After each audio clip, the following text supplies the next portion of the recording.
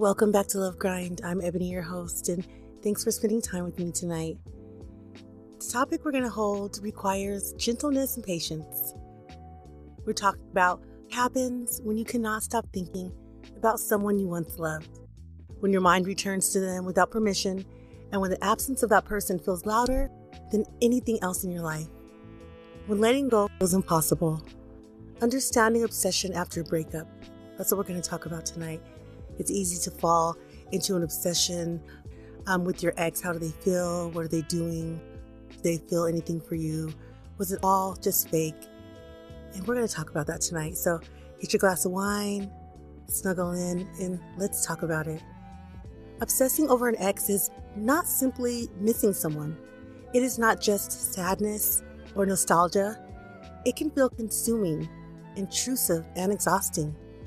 You may find yourself replaying conversations in detail, analyzing their tone and their pauses as though the right interpretation might unlock a different ending.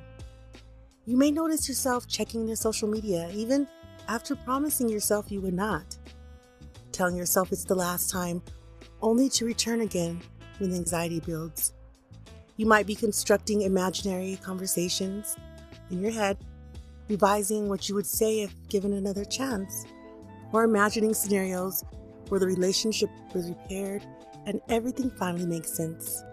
I used to say, I'm going to wake up any minute now and everything's going to be back to normal again. And that was not true, but that's what my brain was trying to recreate. In his writing, An Overcoming Love Obsession, Jim Hall, which is where we're getting a lot of our information tonight, explains that these patterns are not signs of weakness or immaturity, but are often connected to attachment and the way our brains respond to bonding and loss.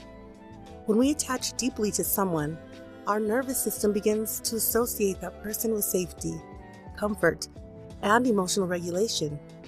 They become woven into our daily rhythms, into the way we soothe ourselves, and the way we anticipate connection. When that bond is suddenly disrupted, the brain does not calmly accept the change. It reacts as though something essential for stability has been removed. When we talk about soul ties, it's kind of something like that. When you're caught in obsession love bugs, memory can become selective. You may find yourself remembering the warmth of their touch, the laughter you shared, the early intensity that felt like destiny. At the same time, the moments of incompatibility, the unresolved conflicts, the disconnect, or the ways your needs were unmet can fade into the background. As Jim Hall describes, obsession often feeds on fantasy rather than the full truth of the relationship. The mind highlights what felt intoxicating and minimizes what felt destabilizing because the fantasy offers temporary comfort. One practice he suggests, which may sound simple but can be profoundly clarifying, is to write 2 honest lists. One list that includes what you genuinely feel and what felt good in the relationship, right? The moments of connection that were real and meaningful.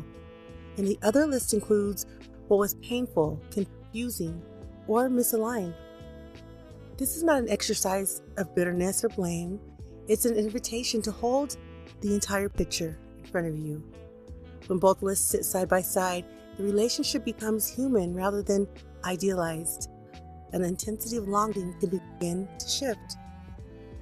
I made a list for myself, and once I made that list, the side with the connection and the meaningful moments really was a lot less than the side with the disconnect.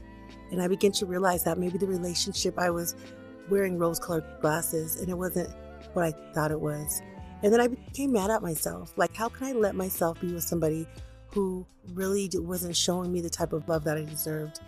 And once that kind of hit, I was like, take this person off the pedestal. Really started to help switch my thinking up. Another significant piece of this healing process involves creating space, especially in the digital age, where reminders are constant and immediate. Continuing to monitor an ex's online presence keeps the attachment system activated. Each time you visit their profile, it becomes a small surge of anticipation, followed by interpretation, and the cycle reinforces itself. Jim Hall emphasizes that Intentional distance is not about pretending the relationship never mattered, but about allowing the nervous system to calm down. Muting, unfollowing, or temporarily blocking access to reminders can feel frightening, like you're losing a piece of them. It might symbolize finality, yet it often provides the quiet that healing requires. Every time you go into their account, every time you look at them, look at that, all you're doing is interpreting what their life is about, and that's not good. My mom used to always say, never be envious of people. You never know what they're going through, and everything is not as it seems. It's also important to recognize that obsessive thoughts are events in the mind, not declarations of truth.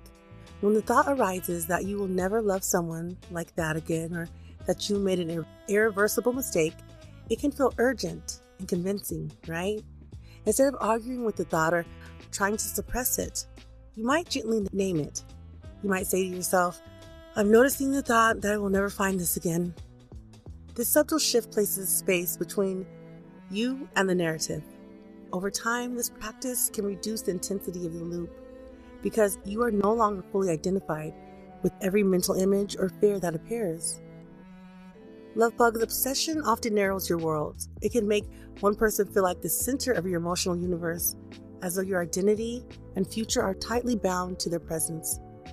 Part of recovery involves widening the world again, not through frantic distraction, but through intentional re-engagement with yourself and your environment. This might mean reconnecting with friends you have neglected, returning to hobbies that once grounded you, or exploring new interests that have nothing to do with your former partner. Each experience that strengthens your sense of self outside of the relationship reduces the grip fixation. At the same time, none of this works without self-compassion. Many people respond to their own obsession with criticism, telling themselves they should be over it by now or that they are embarrassing for still caring. That internal harshness tends to intensify the cycle rather than resolve it. The part of you that bonded deeply was acting in accordance with your human need for connection. There's nothing inherently flawed about loving someone intensely. When that love does not continue, the grief that follows deserves understanding. Like I said, I used to get mad at myself and say, I can't believe I'm taking this much time. I can't believe I'm giving this person so much space in my heart, and they do not deserve it. But that's just beating up on yourself, and that never works.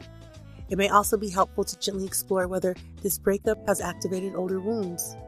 Sometimes the pain of the present is amplified by unresolved experiences of abandonment or inconsistency from earlier in life. If that's the case, your reaction is not solely about this one relationship, but about patterns that have existed for years. Working with a therapist or close friend, maybe journaling or engaging in reflective practices, can illuminate these layers. Awareness does not eliminate emotion, but it offers context, and context can be stabilizing. There is a difficult truth that gradually becomes liberating. If someone is not choosing you consistently and willingly, no amount of analysis or mental replay will transform that reality. Obsession can function as a form of bargaining, as though thinking hard enough might generate a different outcome. Accepting what is, rather than what you hoped for, is often the turning point. Acceptance does not mean approval or indifference. It means acknowledging that your energy is better invested in caring for yourself than in decoding someone else's silence. Heck yeah, it is. And as you move forward, I invite you to choose one small compassionate boundary this week. Perhaps you decide that for a set period of time, you will not look at their social media. Perhaps you commit to writing out your to-do lists so that your memory becomes more balanced, more real.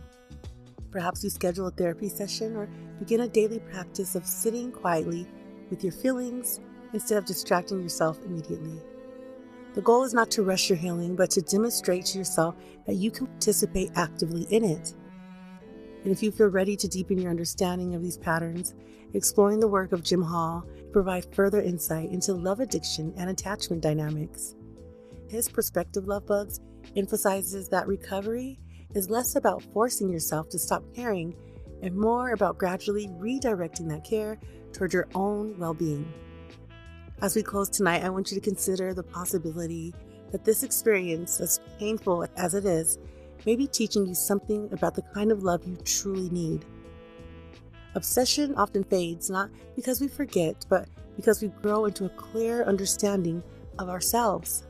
And with time, and with support and conscious effort, the intensity softens. The person who once occupied every corner of your mind becomes a memory rather than a fixation. Take a slow breath now. And notice that, even in the middle of longing, you are still here. Your heart is still capable of reflection, learning, and resilience. Let that be evidence that you are not defined by this loss. You are someone moving through it. Thank you for spending this time with me on Love Grind. Be patient with yourself in the days ahead and allow your healing to unfold at a pace that honors the depth of your experience. Please make all the decisions you can this week with your hearts. And until next time, I'm out.